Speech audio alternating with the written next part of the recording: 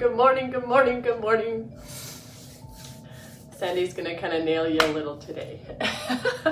Not really. You know I love you more than life. This has been just such an incredible journey, and every single day, I am not joking with you. Day 4, I threw away, like seriously, I think at least 10 days worth of work where I had researched everything that I wanted to talk about for 100 days. 100 ways in 100 days to a billionaire mindset. And a billionaire mindset, you know, it's just showing up full out, absolutely creating the life, the person. Good morning. Hey, where in this globe are you these days? Great to see you hanging out. Thanks.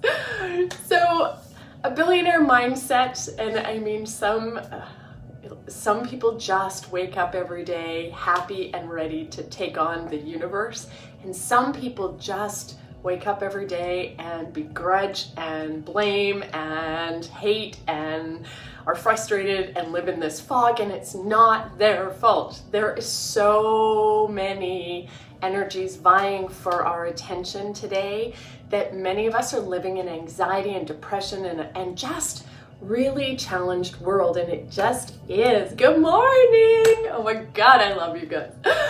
So 100 ways in 100 days to a billionaire mindset, just to create that world, that bubble, that immense sense of joy and happiness, where we're at peace. No matter what happens around us peripherally, we are freaking fine. Thanks so much for asking. That's where we're going. And it's not $1 billion in the bank. You guys know that. So we're gonna get a little bit more real about, you know, we're working on our non-freaking negotiables and different things. This quote came back to me after I shared it with you yesterday. You've got to be before you can do, and you must do before you can have. And that to me speaks to who must you be to have the life that you want, the relationships that you want, the health and vitality that you want, the business success and job and surroundings that you want, the community contribution and recognition that you want. Who must you be first? And tomorrow we're gonna hit beating some bad habits, because non-freaking negotiables lists are great. I was talking to one of you yesterday, again, I just love these conversations on the phone, about, you know, a good friend who's a smoker and who is frustrated because people don't want to hang out with her because, you know, and it's like, you know, I mean, smoking is so 70s now, right? And I used to be a smoker. I am guilty as charged, you know? Quitting smoking was the hardest thing that I ever did. But I remember people saying to me when I first started in real estate, "You smoke?" No shit. And I'd be like, I didn't murder anybody, but that's how non-cool smoking is today. And you know, I mean, two of my ex-husbands are smokers. Isn't that interesting? And the conversation was with Barb, I'll call you right out. Barb yesterday was, I would never be in a relationship with a smoker. Never. For multiple reasons. Today, it's just a completely different mindset. Smoking is terrible for you. Smoking stinks. Smoking is terrible for people around you. If you're a smoker, I'm sorry, I'm calling you out. My darling Rhonda, she's been one of my best friends since I was 13. And on our birthdays, because we are September 3rd and September 1st, she's the first. And we were talking about, you know, cancer. And and again, I just call a spade a spade. I'm sorry if I offend anybody, but so many people, and my darling friend Mark that I talked about that passed from cancer, she was a smoker. She smoked in her house, she smoked in her car, she was like a devoted smoker. And she even said to me, and then Rhonda said to me, well, you know, these cancers weren't associated with smoking. I'm like, bullshit. Pardon me, but guess what? You put that poison and carcinogens and you rob yourself of oxygen, and you're gonna tell me that something wrong in your body is not associated. It's a terrible choice. Stop it. Just stop it. And if you need help, I'm here. God, I hope I don't offend anybody today. I'm a little bit spunky. So today, what I want to share, tomorrow we're going to work on habits, because I do have formulas, you guys. It's great. Today, I just want to go back to that emotionally intelligent people, because we've moved from the health pillar, and I'll go back anytime, like smoking, feeding habits. Yeah, we're never leaving the health pillar. The most important pillar of the 4 pillars of success is definitely health and your own sense of wellness and vitality. You can't accomplish anything else unless you put yourself and your health and your wellness first. So, I mean, right? Pillar number 1, center pole, health. Then, to me, relationships is second, because everything else, the relationship with yourself, your relationship with your higher power, because if you don't believe that somebody else is driving the bus and has control, then life is going to be frustrating if you honestly believe that there's not a God or there's not a power in the universe that you know, gives back the vibration that you put out there. And then business and money and financial success and independence. Then community contribution and recognition, giving back to your community, becoming a pillar of society, right? So that to me is you must be before you can give back, do, and have that sense of ability to give back. So good morning. Hi, beautiful you. So 7 challenges that highly emotional people conquer. Okay, so this was funny yesterday. While I'm being whatever today, do not confuse education with intelligence. You can have a bachelor's degree and be a complete idiot. So we are growing our intelligence and will not have a degree at the end of our 100 days that says I'm a billionaire. So challenges that emotionally intelligent people who live from their heart, that show up in their lives, that have a billionaire mindset, overcome.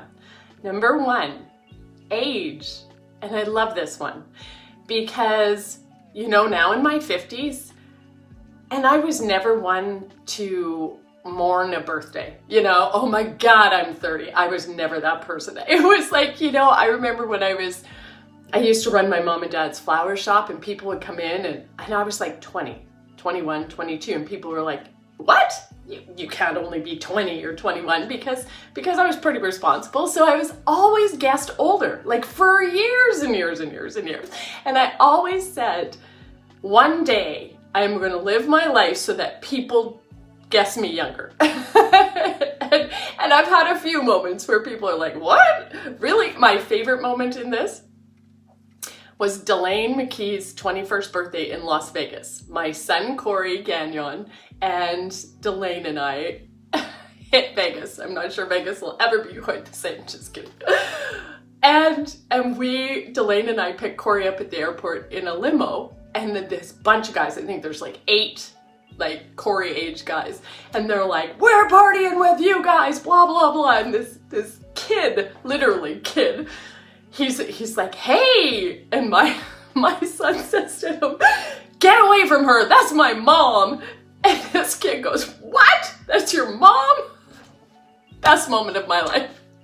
So not, age is one of those things that, you know what, I mean, I have so many wrinkles and my body is not tight and whatever. And you know what? It's like, I am the best version of me that I've ever been in my life, bar nothing, and nobody is going to tell me that in my 50s that I haven't got it going on more than I, especially because our competition is the person in the mirror, had it going on in my 20s or 30s or 40s. So yes, age is nothing. Intelligence, emotional, and living full out is every freaking thing. So number 1, age. Number 2, what other people think. Right? The 4 agreements, you guys. What other people think is none of your business. And if people make you feel shitty, don't hang out with them. That's all I'm going to say about that. Because honest to goodness, I mean, I am judged by so many people and people that I deeply cared about. And right now, especially going through my own emotional roller coaster ride, it's challenging. I've had some pretty mean things come at me, and it's just like, you know what? I don't get to choose. I loved you for a long time and I treated you like gold. And if you don't want to love or like me or respect me now, that's your choice. That's on you. Good enough. Number 3, toxic people. So you emotionally intelligent people know and believe that you are the average of the 5 people that you spend the most time with. Calling you out, right? And I mean, that's the same for me. Who do you hang out with?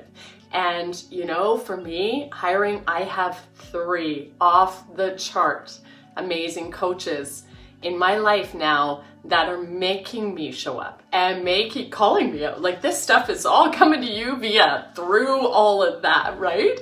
And it's like, you know, when stuff lands and you feel it, good morning, hi you. When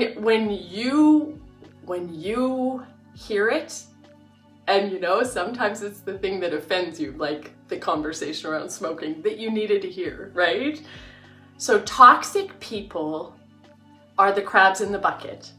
Toxic people are those people that as you start to grow and you feel better about yourself, they go, wait, hang on a second. I'm afraid, their fear, I'm afraid that you're gonna outgrow me, or I'm afraid, instead of, hey, what are you doing? How about if I come with you? Can I hang out too, right? And that's, you know, many of you have invited people and shared this group. And it's fantastic because the more the merrier. And hanging out with you makes me show up. Hanging out with you and our conversations and your comments and your heart and your loves, like, honest to goodness, that's the stuff that feeds, that grows, that makes this stuff real, is you, not me. Like, I'm just a vehicle or something, a portal. So number 4, fear. I have spoken to fear so many times because fear is the devil. Fear is the darkness. Fear is the absolute foundation of every evil deed, every war, every bit of greed, every bit of anger, frustration, aggression, violence. Fear always is the foundation. Gratitude is the light. Gratitude is where nothing dark can live in gratitude. Nothing, bar none. So fearful, oh man. Yeah, fear is that insecurity. Fear is, don't ever hold back. Courage is feeling the fear and doing it anyways. And you guys have seen me cry. I mean, if you were with me last October in Vancouver Airport walking through when my mom had a major stroke and my dad was crying, which never has happened, and saying to me, I need you here and I need you here now. And I had a 5-hour layover in Vancouver, and then I had a flight to Fort St. John, and then what I thought was a 4-hour drive, then I get driving and it's freezing rain, then it's white out snow. It took me, I don't know, I was awake for 41 hours by the time I got to my mom's bedside. And and walking through that airport doing a Facebook Live because that was commitment. There's commitment, and then there's everything else. Came to me, again, right, through the universe, came to me as a message.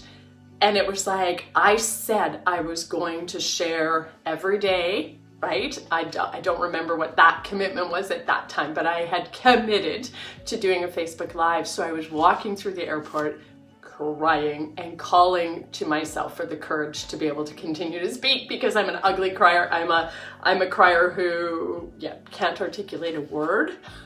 So calling to courage, Brene Brown speaks to courage. So unbelievable. Number 5, negativity, right? And again, negativity comes from fear. It's just the darkness. It is.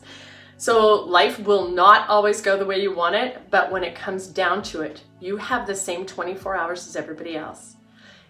Intelligent, emotionally intelligent people make their time count. Instead of complaining, which is your negativity, about how things could have been or should have been, they reflect on everything that they have to be grateful for. Then they find the best solutions available, take responsibility, and tackle the world. Number 6, the past or the future, right?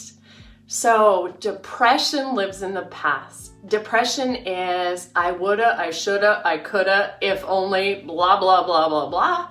Why did this happen to me? I don't understand. And you marry what used to be.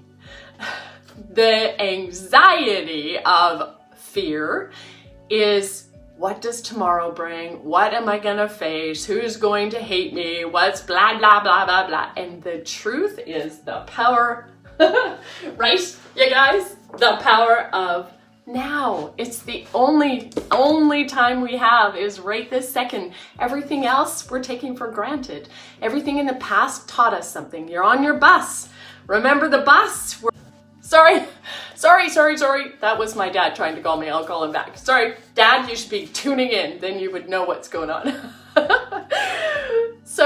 So on the bus, your rear view mirror and your back window in your vehicle, everything is so much smaller. Don't look back so much other than to know where you came from. That's where your roots come from. That's where your foundations come from.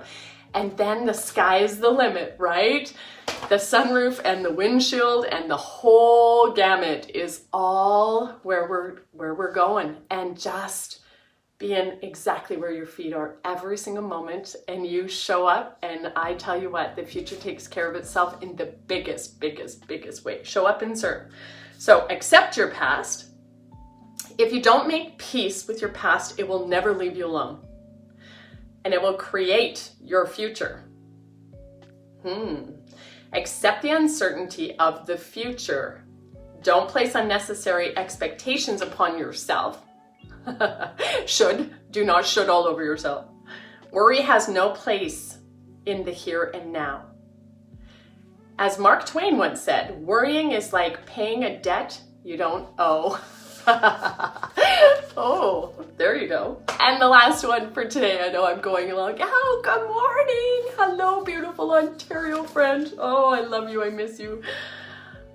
Number 7, the state of the world. Shut off the news. Every coach in the world says 9.5 minutes maximum of news exposure, or it is going to cause you fear and anxiety and darkness, and it is BS. Most of the news is absolutely how do we get a reaction, and it's like going to a horror movie. They are not telling you what is great and good in the world. They are telling you everybody who's died of COVID, everybody who's, struggling, all the communities that are under siege, all of that stuff. And the truth is, the world is dealing with it. It is okay. And find out what you need to know. Have that one friend who actually pays attention to the news. Because I'll tell you what, I do not have a television. I don't want a television. I have one in my pantry that my dad gave me for my birthday or something. And it's like, the reason I don't have a television is because I honestly don't want a television. I have so much going on. So the state of the world. So people with high emotional intelligence focus their effort on doing what they can every single day to improve their own lives. Stay safe, of course, right? Be smart. Oh, intelligent? Imagine, right? So absolutely, success is driven by mindset. With discipline and focus, you can ensure that these 7 obstacles will never hold you back.